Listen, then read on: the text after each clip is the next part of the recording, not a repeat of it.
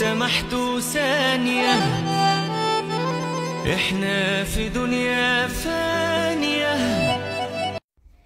خلاص اتجوزتي الحمد لله، ألف ألف ألف مبروك، ألف مبروك. طبعا قبل ما تتجوزي كنت قايلة لكل الناس إن كل العيوب اللي عندكم دي مش هتكون عندي، وأنا حياتي هتكون بيرفكت والدنيا سهلة، وأصلها معادلة، هنحط الحاجات دي كده على بعض أكسجين ومش عارف إيه، ويطلع بقى من الناحية التانية هي معادلة. لا، هي مش معادلة خالص.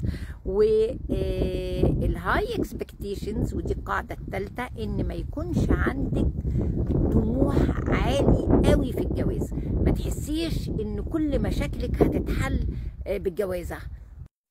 لازم تعرفوا ان انتوا رايحين بيت زي اللي انتوا عايشين فيه مع مامتكم وباباكم، بيت زي اختك وجوزها، بيت زي اخوك ومراته، بيت عادي خالص. انت حضرتك ولا مت ورحت الجنة علشان هتروح تلاقي بالحور العين، ولا انتي روحتي عند سندريلا اللي هتروح تلاقي الامير. مفيش الكلام ده خالص. احنا عايشين حياة واقعية طبيعية فيها مشاكل. الحياة ما بتنجحش عشان ما فيهاش مشاكل خالص، لكن الحياة بتنجح علشان بنعرف نتعامل مع المشاكل، بنحاول نحل المشاكل. مش بتنجح عشان ما فيش مشاكل. ما فيش حياة بلا مشاكل، ولا مع اي حد في الدنيا كلها.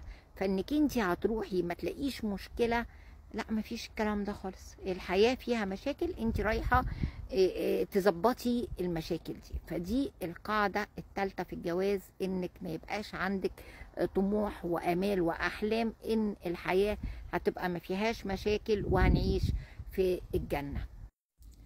القاعدة الرابعة، انك لازم تعرفي انك رايحة او انك رايح مع شخص مختلف عنك، والاختلاف لا يفسد للود قضية. ما هواش خلاف، يعني الاختلاف، في فرق بين الاختلاف والخلاف.